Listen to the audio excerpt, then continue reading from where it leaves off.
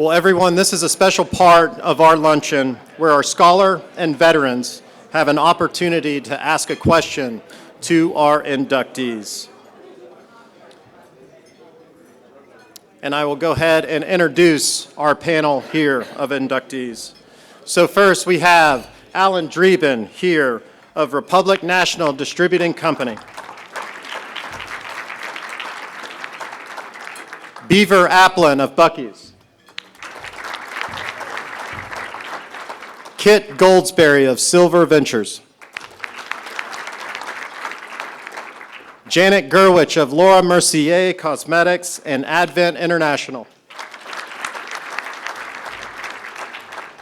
Daniel Lubetzky of Kind Snacks. And then Jack Martin of JMP Companies. So some of our award recipients have given us questions in advance. So today we're going to kick off the first question with Ana Almaraz. Ana, if you would like to stand up, state your name, your school, or your affiliation, and your company, please. Hi, my name is Ana Almaraz. I'm a graduate student at the University of Texas at San Antonio and founder and marketing director of Social Sophie Marketing, LLC. My question to y'all is, where do you turn for continuous learning and developing your skills?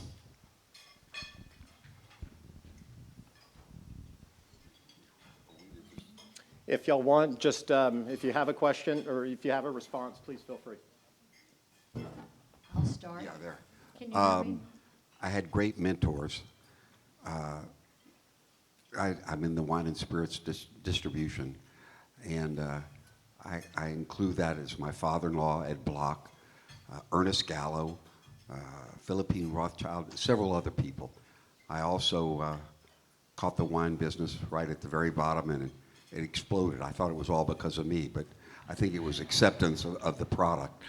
Anyway, lucky to be where I am, and I had a great ride. Feel free. I find you always have to be a student, no matter what you do and no matter where you are in your career. But I had great mentors, so I was very fortunate about that. I was at Foley's and Mike Steinberg and at Neiman's, Bertansky, Terry Lundgren. But I've learned a lot from books as well. And Good to Great and Built to Last from Jim Collins. And then I try to read just great biographies of people I am impressed with their leadership skills, from Winston Churchill to Elon Musk. And one other tonight, Jim Crane's introducing me, and I must say, I've watched him turn around a great brand. So for the one who said go Astros, there you go. Thanks, Janet. Maybe one more response? Is this working? Yes, sir. I never took a business class in my life, and so I learned from great mentors. And the biggest thing I learned in school was you better hire a bunch of smart people, because you're not going to make it on your own. That is great. That is great to hear. Ana, thank you very much. Oh, one more. Oh, please. It is hot. You know, there's a lot of opportunities for the curious to improve. I think Janet and I are in the same book club. She rattled off a lot of great books. So there's so many opportunities. If you have mentors, take advantage of it. But there have just been so many great people before us that have learned so many things, and we can cut the learning curve down substantially by reading. So I highly recommend anybody reading, and it doesn't always have to be a how to get rich book. Sometimes the autobiographies are as good as anything, but be a reader is what I would suggest. Thank you very much, Beaver. And so that's where, Ana, you're representing the Harvey Najum Scholarship Award at UTSA, so just wanted to include that. Harvey, thank you very much. James Clark, would you like to step up and ask your question? Hi, y'all. James Clark. I'm a fifth-year PhD at UT Austin. Founded a company in my third year Longhorn Life Sciences. Congrats to you all. First off, big accomplishment in your career. My question is kind of a few parts, so take it any which way you want. But I think we've all heard of, so to speak, the people that can see down the road, but also around the corner. And in your experience, what is it about these people that gives them that ability? What allows them to have such entrepreneurial foresight? And as a second part to this, is it something that you believe to be innate, or can it be learned? And if it can be learned, what are some skills or strategies that people can use to acquire such a skill? Thanks. Please. I think one of the most, first I need to start with an advertisement, because one of our awardees is truly entrepreneurial, said, make sure you promote my product on stage. Pretty Thai sauces, he gave it really, really well. And those salads were really, really good, but then I tried Pretty Thai sauces, and oh my God, the burst. Robert, $10 you owe me. Try this out, I'm not joking. Try it. So I think one of the things we need to do more of in our schools and in our environment is to encourage hearty debate and to be more critical listeners and teach more critical thinking. Right now with social media, everybody's living in echo chambers and they're not listening to one another and they're not really going deep, and people like easily get canceled, easily get scared of asking questions. We just need to create a culture. Even to your question earlier about how do you develop yourself, you need to just encourage people to ask tough questions and with respect to have no question being wrong. And it absolutely can be taught. In fact, I'm part of a movement called Starts With Us that tries to encourage curiosity, compassion, and courage in our life, because that's what makes the entrepreneurial system in America so special, that ability to ask tough questions and come up with out-of-the-box solutions. That's great. Thank you, Dan. Hello? Yeah. Is that applauding the sauce? They're pretty Sold at HEB. I want to add to this that if you don't have a vision, you can't achieve. You have to have a vision to begin with, and then you can determine the steps. One thing I did is got an executive MBA in the early 90s, and I learned as much from the classmates. You had to be a president or owner of a company, and just talking to everybody and listening to their problems. And another thing you said, is it innate or do you learn it? One of the first questions I used to ask when I interviewed people is, what sport did you play when you were in high school? And they said, why would you ask that? And I said, if you're not competitive, I don't need you. And I don't think you can teach somebody at 30 years of age to be competitive. It's got to be, you got to be taught, and you got to be willing to take the good and the bad. Thank you, Alan.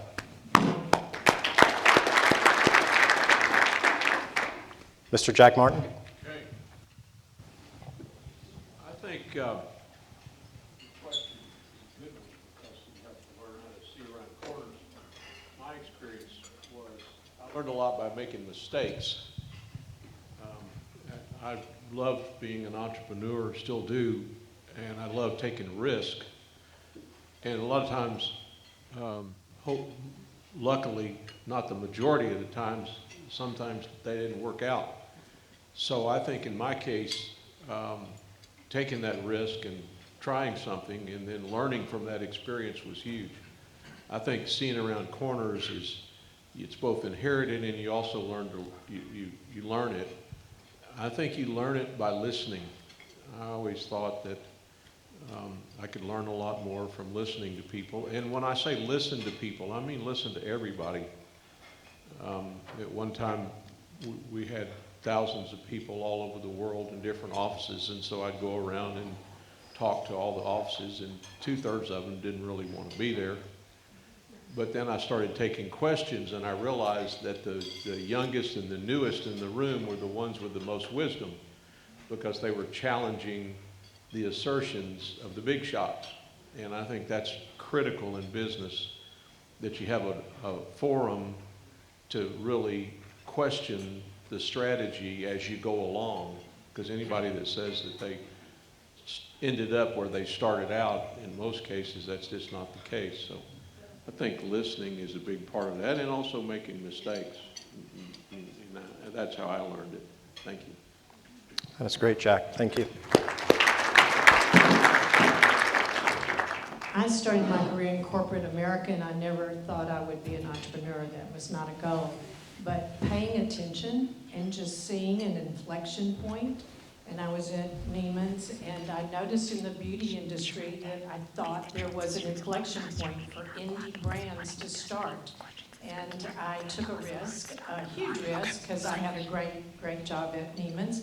But I left to start my own cosmetics company. So I think you have to be so aware, whatever industry you're in, but definitely in consumer, what's happening, what's impacting it, and is there an inflection point, and then do you have a unique idea? Thanks, Janet. Kit, would you like to add to that? A couple of things. One, if you do something you like, spend a lot of time on it and get to doing it well. One little experiment we had a company in Mexico that, and we sold most of the products here in Texas, in the United States. And it was a tomato company. And I was raised in Mexico a lot. And it always bothered me. I don't know how many people have been in and out of Mexico, but a lot of the people that are there will go para servir, which means may I serve you, and they're looking down and all this kind of thing. So that really bothered me. And so we had a meeting one time with our guys that are running the company and said, look, we're gonna make this company a company where everybody looks up. It took us 2 years to do that.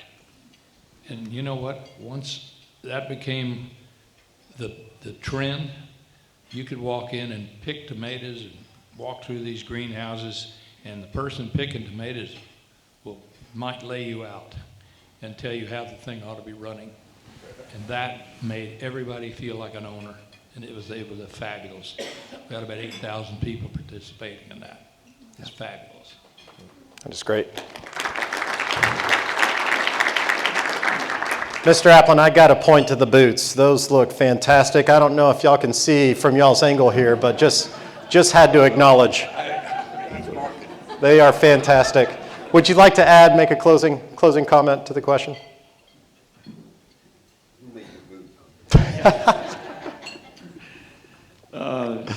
Austin, Texas, Lee Miller Traditions. Wonderful boot maker and great friend, great Texan.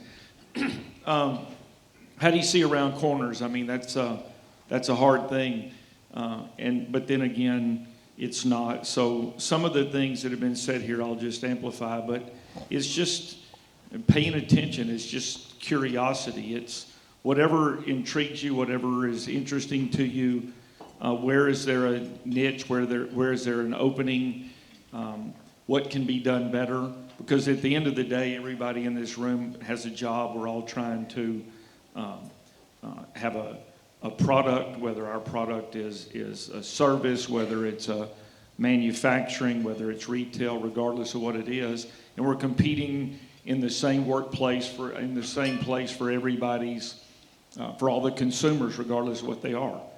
And the best win in this wonderful market of capitalism that we have in this country. And so the way I see around corners, I think, is you're curious and you look around corners and you try to imagine what could be better on whatever particular widget that you want to make.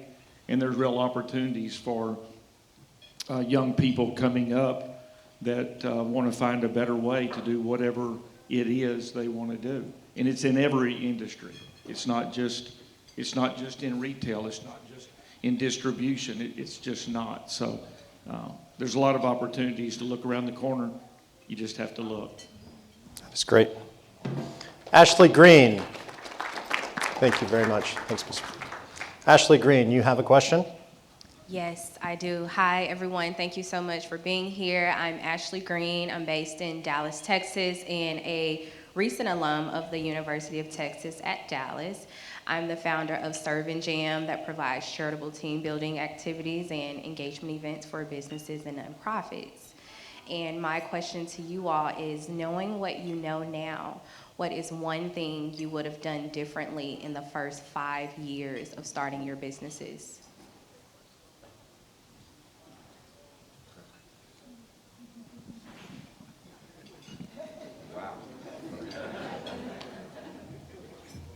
You know, the challenge with answering that question is that prior to starting Kind, I ran Pieceworks. And I did almost everything wrong. I had 10 years of mistakes, 2 steps forward, 2 steps back. I wasn't consistent with my brand promise, and I was trying to be everything to everybody, ended up being nothing to nobody. I was not sufficiently respectful of the quality standards that I needed to have in my first company, Pieceworks. I just didn't have the proper discipline. I had a culture of scarcity where I wasn't wasting money, but I also wasn't investing. I made all the mistakes in the world, but I wouldn't change it. Why? Because all those mistakes I made, because I was introspective and I was listening and I was learning, taught me so much. And then when I launched Kind, I learned from those mistakes and I was very disciplined, and Kind just grew from a $10,000 company to a $5 million company in the course of a few years. But it would have never happened. Kind would have never come out if I couldn't benefit from the mistakes I made at Pieceworks. So I would have not wanted to change anything because that taught me so much about how to actually do things better. That's great. Thank you, Daniel. And I would agree with that 100%. I wouldn't have changed anything. You asked what happened in the first 5 years. I owed the bank more money than I was worth. And so you put your head down, you go to work, and you don't look up for the first 5 years. You just work hard. Janet? I would change something. I did know how to build this company, Laura Mercier. I figured that out. I financed it, I didn't have the knowledge on financing. Today I'm in private equity and I'm much more savvy. But in 1995, trying to raise money for a cosmetics company based in Houston was not an easy task. But had I been savvier, I think I could have done more and owned more of my own company. So that to me is a key thing. And who you partner with is so essential. Can I amend my answer? Can I amend my answer? What she said. Yeah. Jack, I saw you leaning over. Would you like to add? Sure, I don't have much to add. I wouldn't change much. I didn't know a lot about business when I started my business, and I was broke when I started it, so I borrowed the money from a friend of mine at a bank that didn't tell his bosses he'd loaned me the money. And had I understood a little more about finance or risk or anything like that, I probably would have done it a little differently. But it worked out okay, and I think I probably would have put a little more effort into a business plan when I started. The only working capital I had when I started my company was my very first client was a guy named Herb Kelleher. And I had grown up in San Antonio, so Herb was still living here, I think, at the time anyway. My working capital was Herb gave me a grocery sack full of Southwest Airlines airplane tickets. And that was the only capital I had to start the business. And so I probably would have taken a little more sophisticated approach to it, but it worked out okay. Yep.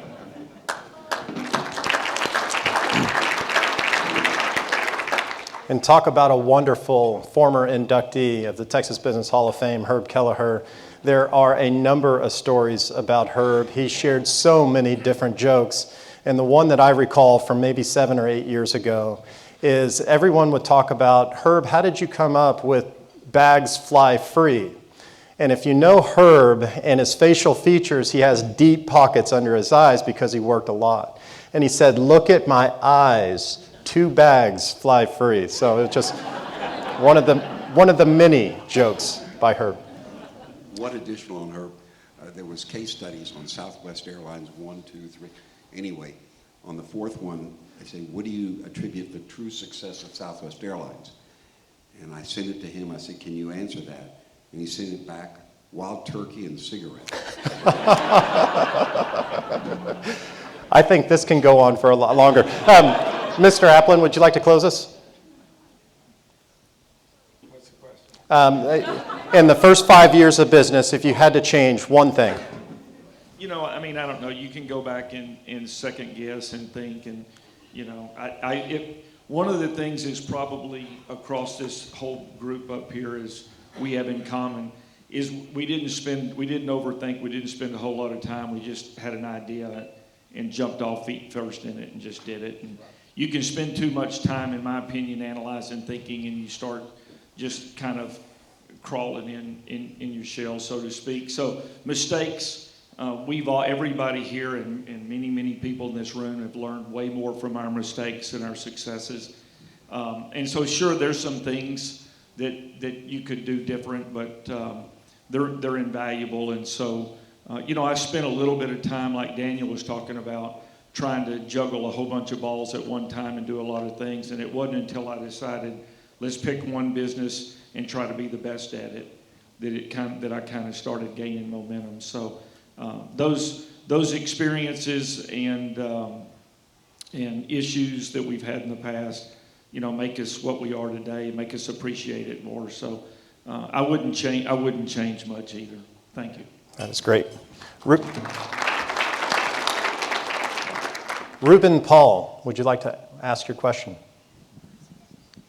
Hi, my name is Ruben Paul. I am the founder of Notify LLC, a car safety device that detects for distracted and drowsy driving, as well as Cyber Shaolin, a nonprofit organization to teach kids and adults about the knowledges of cyber dangers and defenses. I am a high school senior at Westlake High School in Austin, and my question to you all is, legends, with both your successes and failures, as a young entrepreneur who is interested in business and wants a future in it, what is one thing or the top 3 pieces of advice that you would give your past self when you were getting started?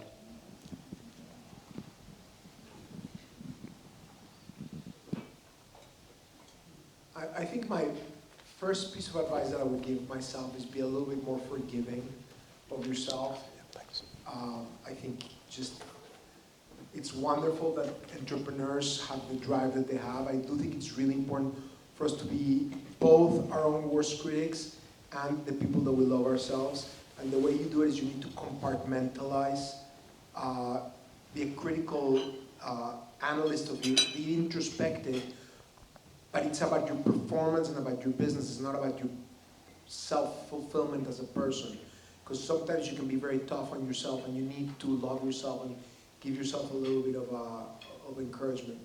And you said 3, but I think I've already threw 2 in there, so I'll just connect the last one. But it's really important to take the time to talk to yourself because, again, nowadays with all these WhatsApps and schmatzaps and texts and what, it's like you don't, like when I was your age and I would walk to school, I had 15, 20 minutes to just be with myself and process things in my brain and come up with ideas. And your question earlier, I think when you're able to talk to yourself and think and decompress and decongest, you start thinking and connecting dots. But if all we do is absorb information, there's just so much information. You can never read enough articles. You can never connect with enough tweets and emails and all that. And it's really important that you find the time to not do anything other than just let that conversation inside your head guide you to your ideas, to your ideals, to what gives you purpose and meaning. And just give yourself the time of being with yourself. That's great. Such a tepid applause. I got a big applause for throwing a sauce. Here I'm giving you the meaning of life. Come on, guys. Come on. Let's do it. Okay. Yeah. And that is good too. So we're just trying to get as much impactful information as possible. So we can push on. Mr. Dreeben, I think you're about to respond. Well, I just want to say that at Alamo Heights here in San Antonio, there's an incubator program, and where they have to learn real-world situations as opposed to reading, writing, and arithmetic. You know, your parents say, "What'd you learn in school today?" Nothing. What'd you learn in school today? Well, I got a product, and now I have to learn about the legal aspects of distribution, on and on and on. So dealing with the real world enables you to wrap your arm around better ideas. Kit, Beaver, how about yourselves? What advice would you give to yourself when you were starting your career? You know, I didn't ever get hung up in any of the things you're talking about either, so I kept finding something I did well and I was selling, and keep working on that angle of it, and keep sharpening that and keep sharpening that, and that's what I would say. Don't get tangled up with too much stuff. Yeah. Love it. Love it. Beaver, how about yourself? You know, what Daniel said, I'll applaud him since y'all didn't applaud him enough. No, really. I mean, we have so many ideas, so much stimuli, and it is way more stimuli now than it was when we were young and starting our companies. And to see around the corner, I mean, I think you need some quiet time. I think you need to have an idea and let it incubate in your own mind.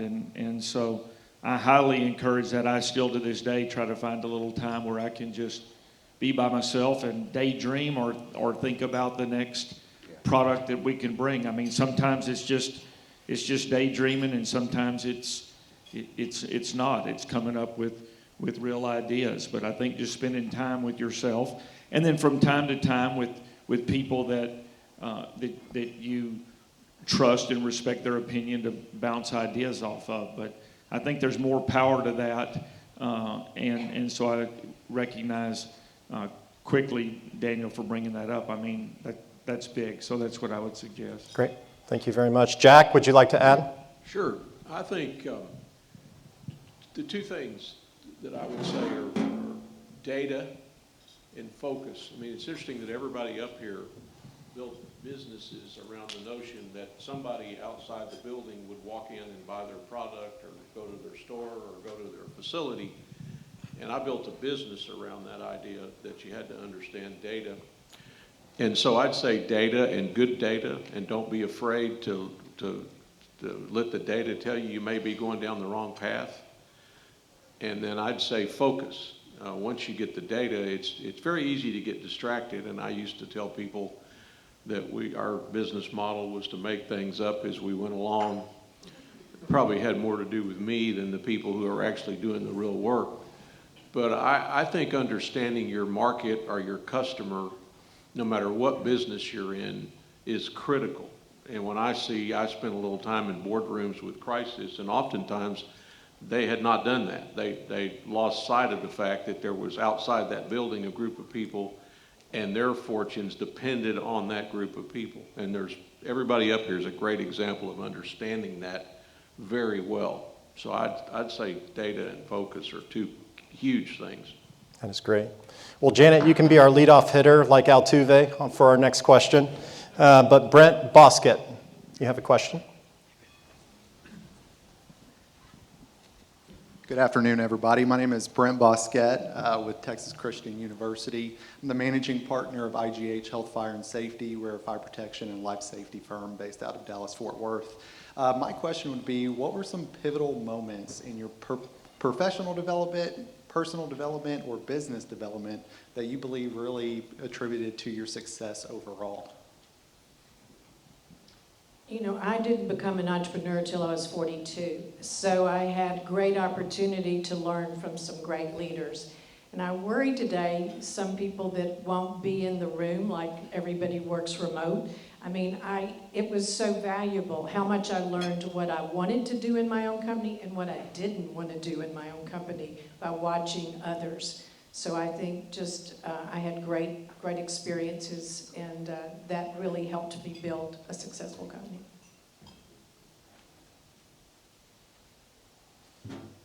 You know, this concept of pivotal moments, and I'm sure those come around from time to time for people when they come up with some, which I'm not capable of, but some new algorithm or some new technical design or something, and there's this aha moment.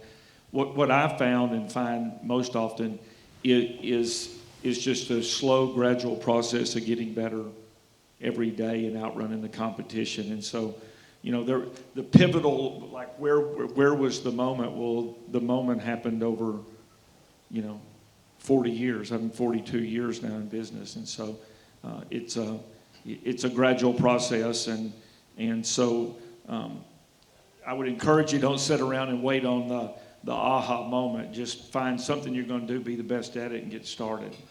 And those pivotal moments will come along the way as you go through this process of life and business. That's great. Kit, would you like to add to it? Sure. Talk about reading the signs and the data and so forth. We started when I was running PACE. We had a lot of files, and when the files of different states started filling up, the one that got filled the most is where we went to sell next. That was our sophisticated data system. And then what was a turning point in that kind of deal was this man came along as a consultant, and he had dyslexia. He had a little arm that was about this long, and he had retired as chairman of the board of Black & Decker. And he helped us. The missing piece for me was the business part, and he was heavily in finance and so forth. And that was a pretty good turning point. That was one of our turning points. So that helped me a lot. That's great, Kit. Alan? I'm going to tell you a quick story. In the early 2000s, this executive MBA, I was going to have lunch with one of the people that were in the class. And he said, "So how's your company doing?" And I said, "Well, it's doing great, but I have a dominating partner, and nobody's listening to me, so I think I'm just going to leave and go on my own." He said, "Well, that's the dumbest thing I've ever heard."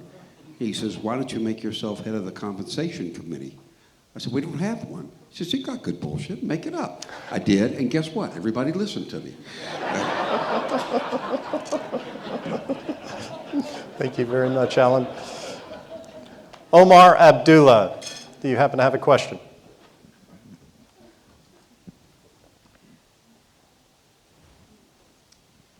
I represent the Kelsey Warren Graduate Fellowship for Engineering from UT Arlington. I have a background in real estate sales, and I wanted to address the housing challenges in Texas through affordable 3D printing methods.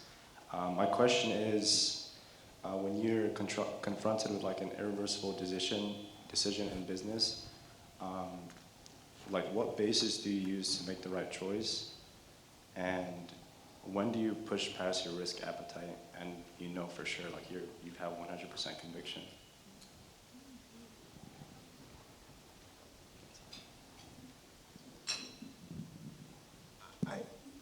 There's a story that was written about how after I brought in, I started my company from scratch by myself. I had like $10,000 of my savings, and I brought a few friends that gave me $100,000, and then that was it.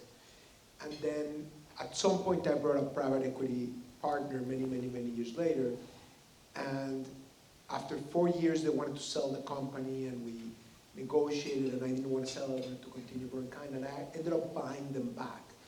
And the way the story is told, they have brought in like $16 million investment, and I had to get them like a $200 million payback, and it was very hard, and I had to mortgage myself to get a loan to buy them off. That's all technically true, but it was very calculated risk, because I did a lot of research, and I had a very good sense of what I could accomplish. So it was not just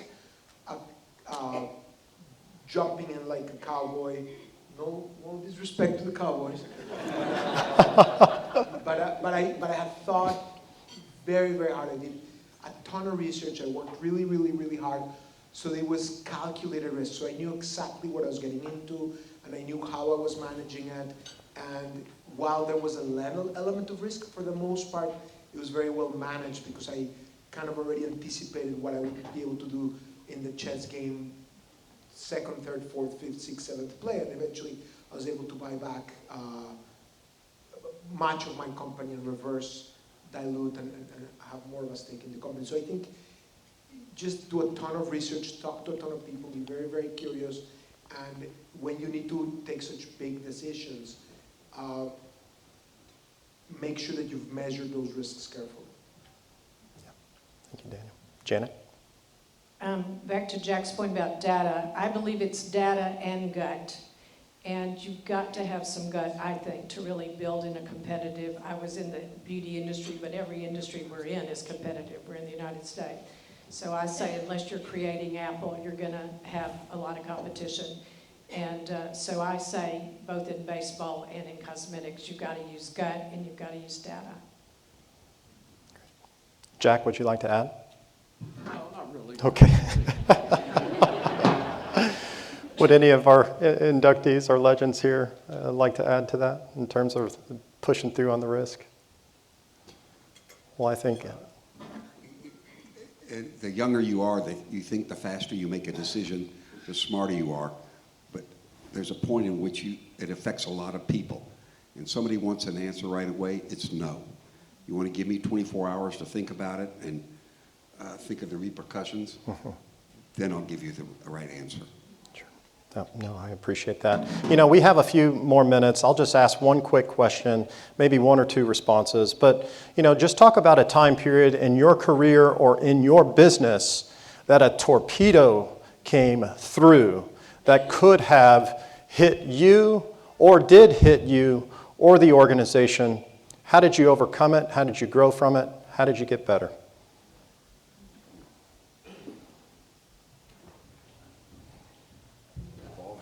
I'll tell you that one.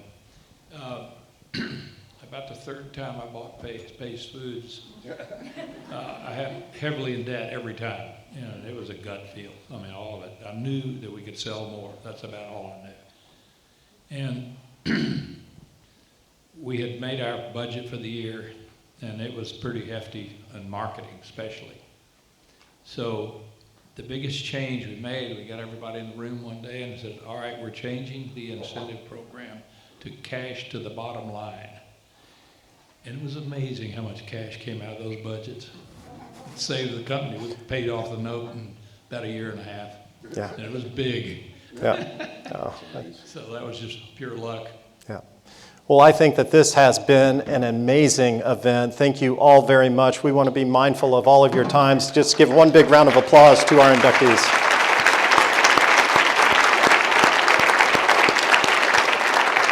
And so we also want to be mindful of our recipients, our award recipients. So our scholars and our veteran award recipients, let's give them one more big round of applause.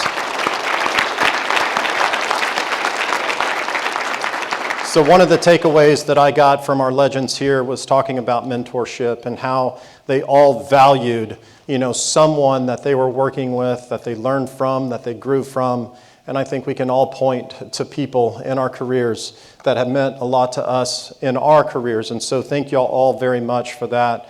And so the point of that is to our scholars and our veteran award recipients here, what a wonderful family that you have now stepped into to have so many mentors. Look at all the former legends who have been inducted, who are here in this room to support this whole process. They've been a part of our events. They're engaging. They're talking with you.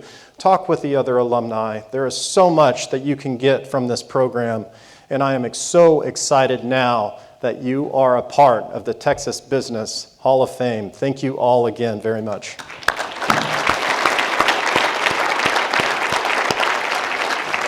So just a bit of housekeeping for this evening. Looking forward to seeing you all at this event. Hall of Fame Legends 2023 inductees. If you can meet on the third floor at 5 o'clock this evening, we'll go through some rehearsals. Yeah.